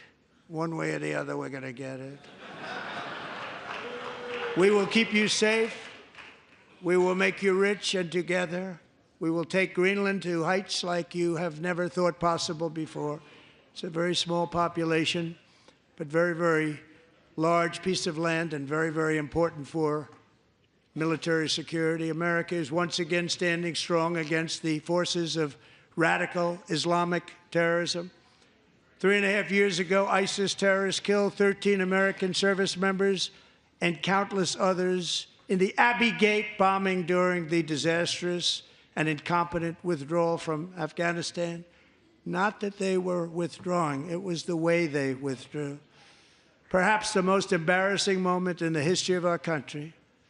Tonight, I am pleased to announce that we have just apprehended the top terrorist responsible for that atrocity, and he is right now on his way here to face the swift sword of American justice.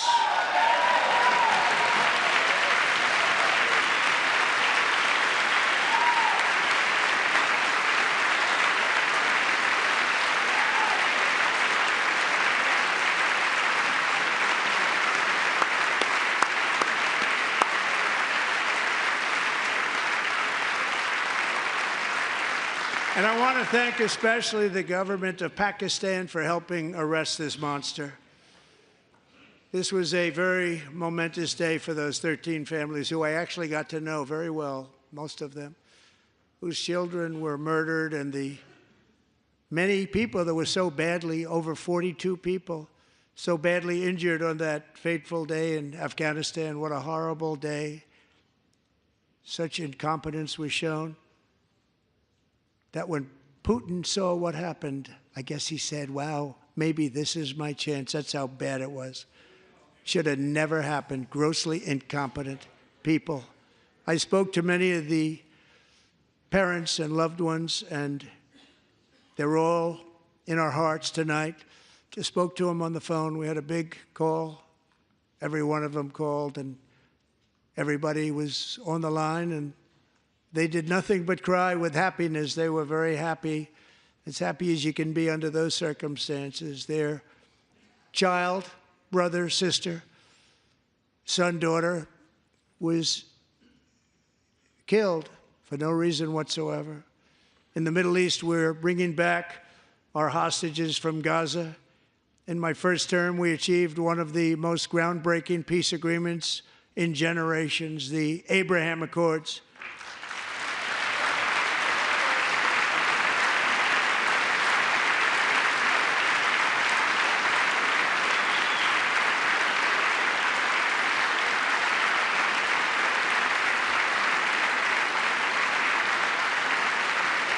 And now we're going to build on that foundation to create a more peaceful and prosperous future for the entire region. A lot of things are happening in the Middle East. People have been talking about that so much lately with everything going on with Ukraine and Russia. But a lot of things are happening in the Middle East. It's a rough neighborhood, actually. I'm also working tirelessly to end the savage conflict in Ukraine. Millions of Ukrainians and Russians have been needlessly killed or wounded in this horrific and brutal conflict with no end in sight. The United States has sent hundreds of billions of dollars to support Ukraine's defense with no security, with no anything.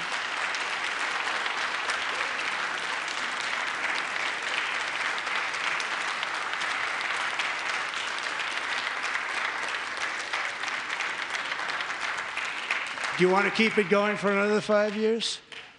Yeah, you would say Pocahontas says yes.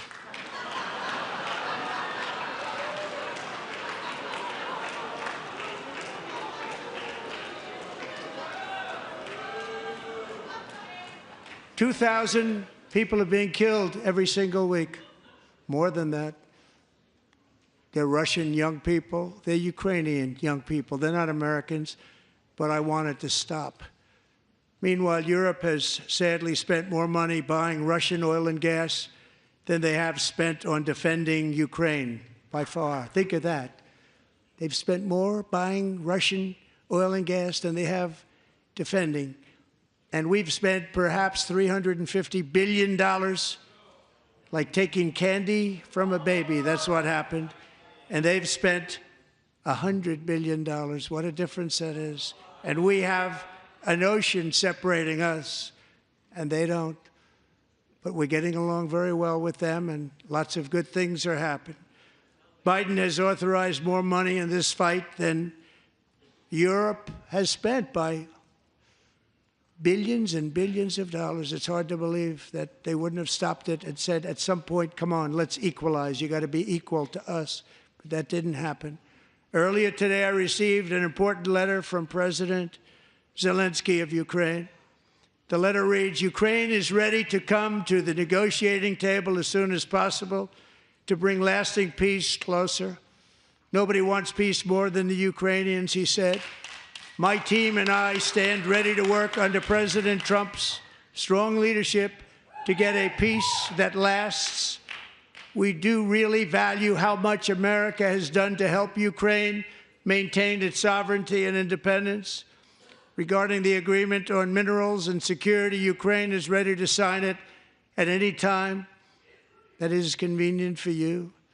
I appreciate that he sent this letter, just got it a little while ago.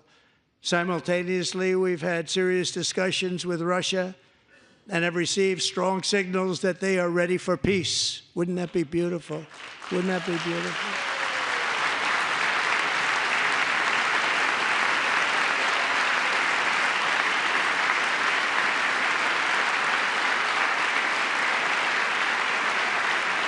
Wouldn't that be beautiful?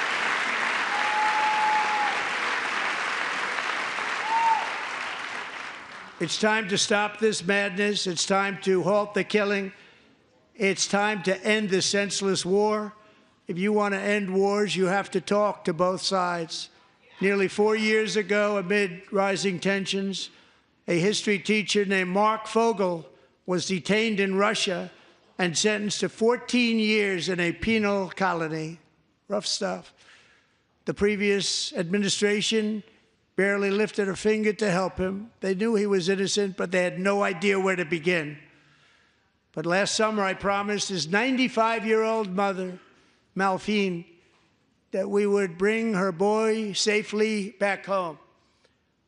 After 22 days in office, I did just that, and they are here tonight.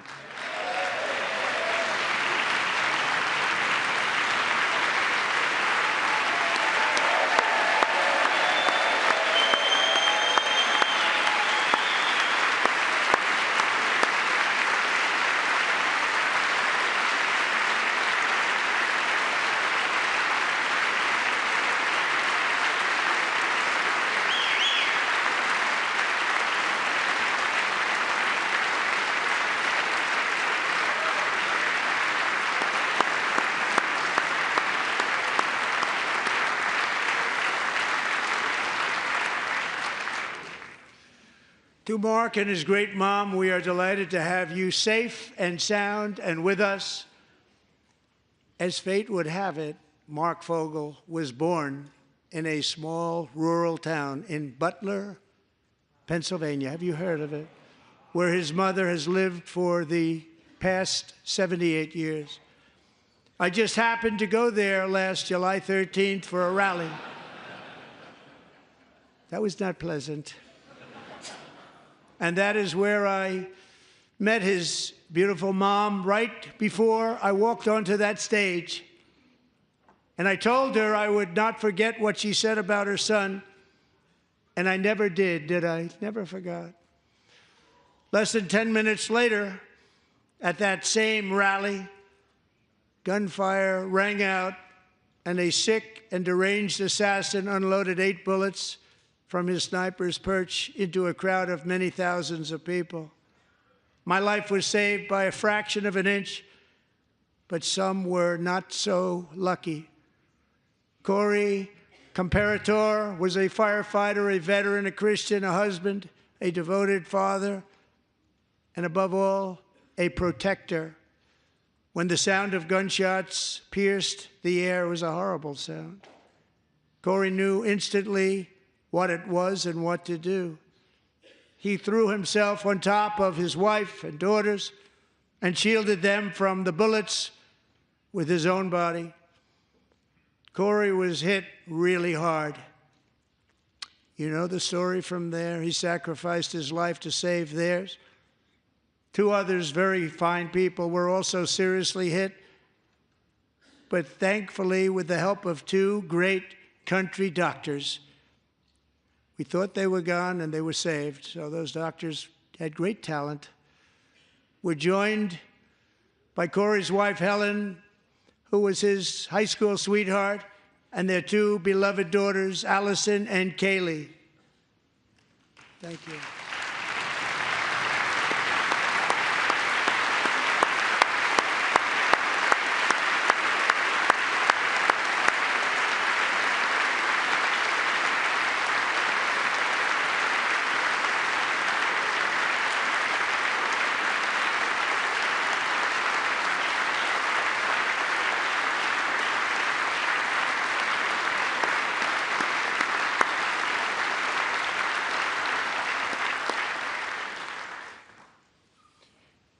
To Helen, Allison, and Kaylee, Corey is looking down on his 3 beautiful ladies right now, and he is cheering you on. He loves you. He is cheering you on. Corey was taken from us much too soon, but his destiny was to leave us all with a shining example of the selfless devotion of a true American patriot. It was love like Corey's that built our country, and it's love like Corey's that is going to make our country more majestic than ever before. I believe that my life was saved that day in Butler for a very good reason. I was saved by God to make America great again. I believe that. Thank you. Thank you.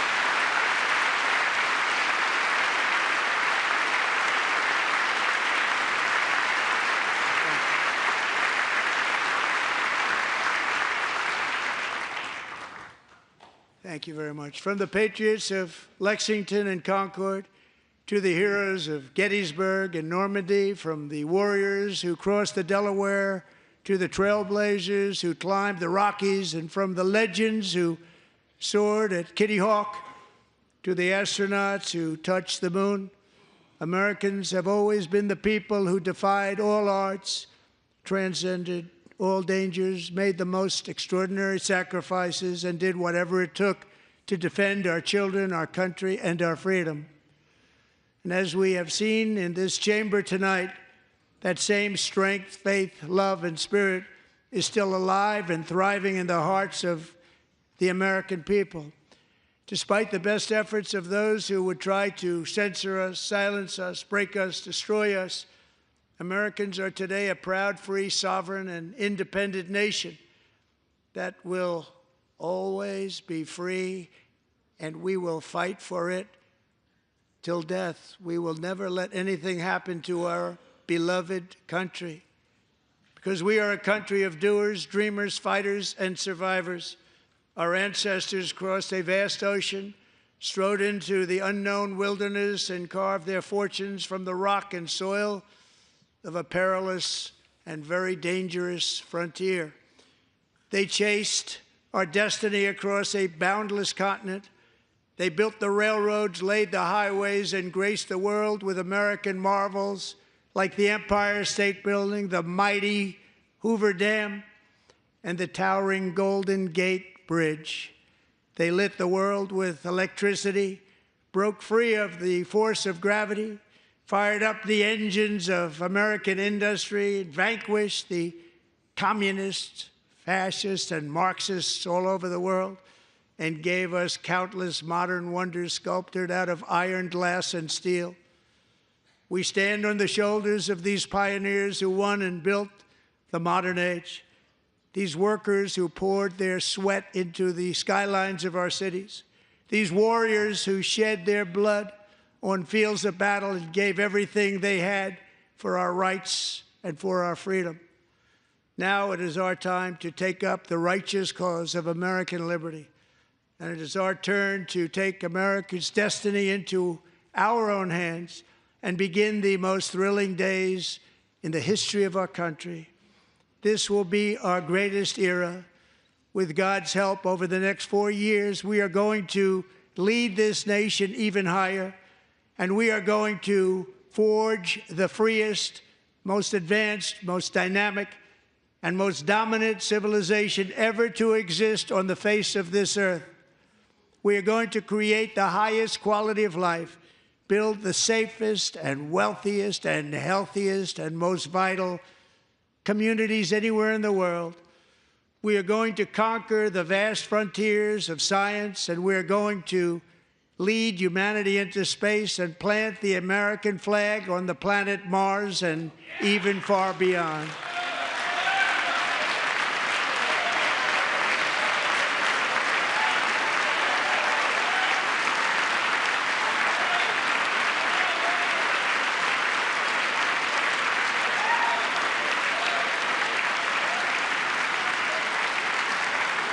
And through it all, we are going to rediscover the unstoppable power of the American spirit. And we are going to renew unlimited promise of the American dream. Every single day, we will stand up and we will fight, fight, fight for the country our citizens believe in and for the country our people deserve.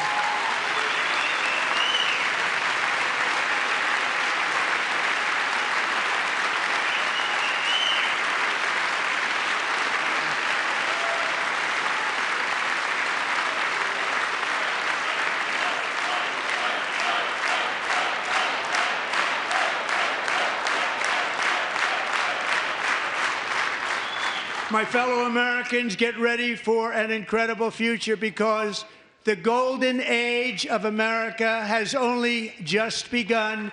It will be like nothing that has ever been seen before. Thank you, God bless you, and God bless America.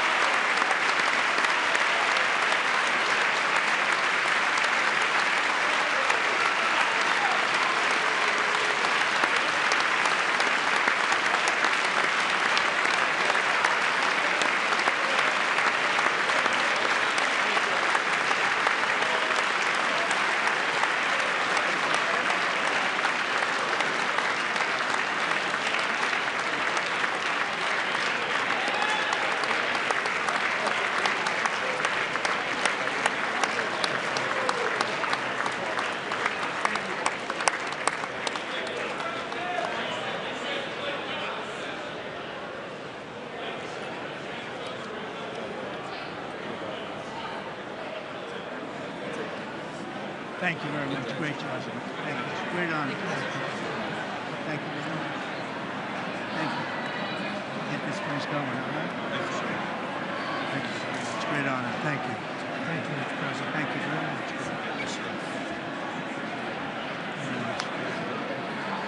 Thank you very much. Appreciate it.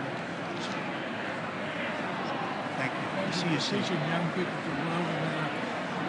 Well, I'm trying to. Great guy. Thank you. That's your favorite. Thanks. Thanks. Thank you very much. Appreciate it. Howard. Thank you again. Thank you again. Won't forget. So good. That's good. So good, sir. Thank you. Terrific, Mr. Really good. It's really outstanding. Thanks. Thank you. Yes, sir. Thank you. Good job, Mr. President. Thanks. We got you. Great. Mr. President, one of your best speeches. Thanks again, Mr. President. Thank you, Mr. President. Thanks for the phone call last night, too. Absolutely. You know that. Thank you very much. I'll do it. Just give me the information. I'm not going to get it, please. Sorry. Thank you, everybody. Great speech. Great speech. Thank you. Best speech ever. Yes. Good. Congratulations. Good job. Can you sign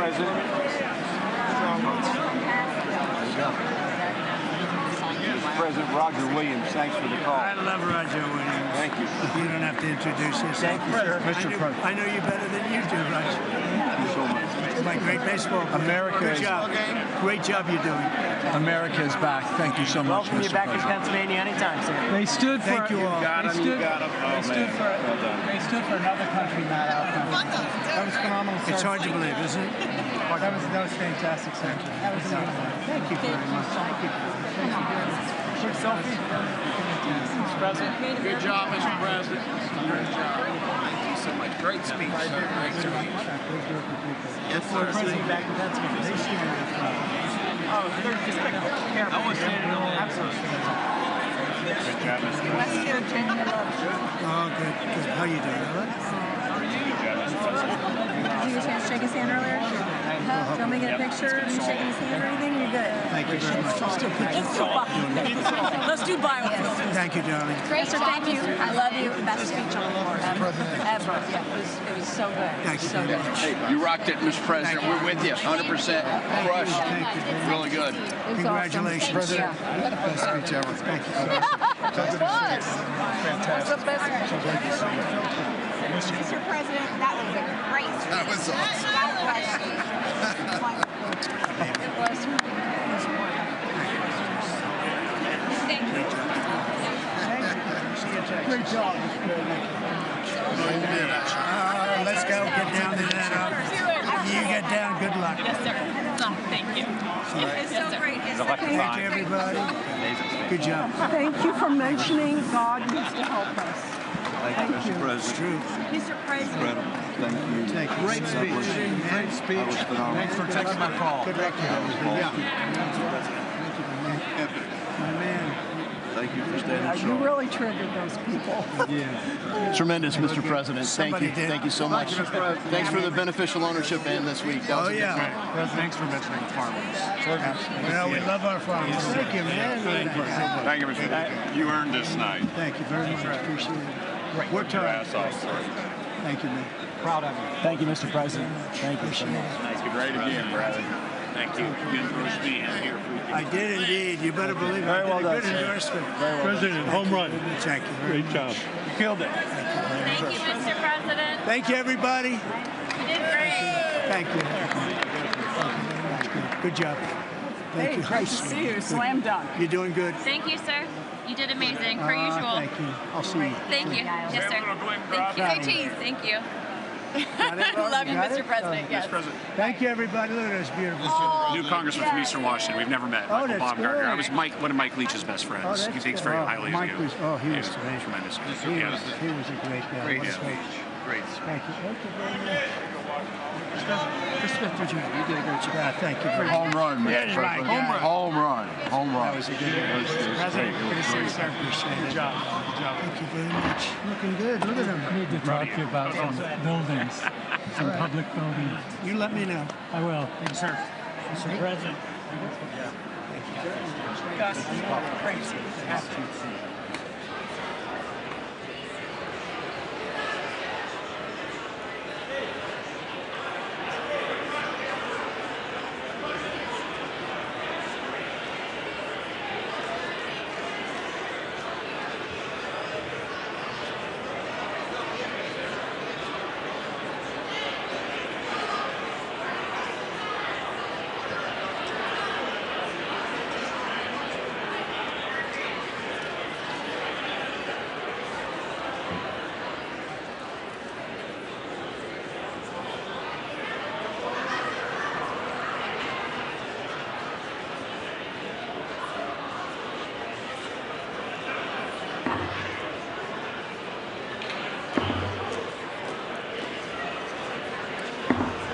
The House will be in order.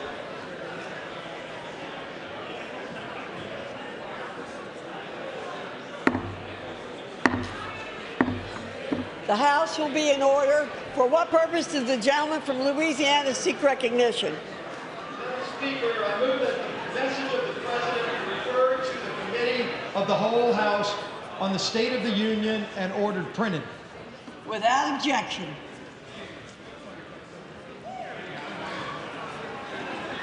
Does the,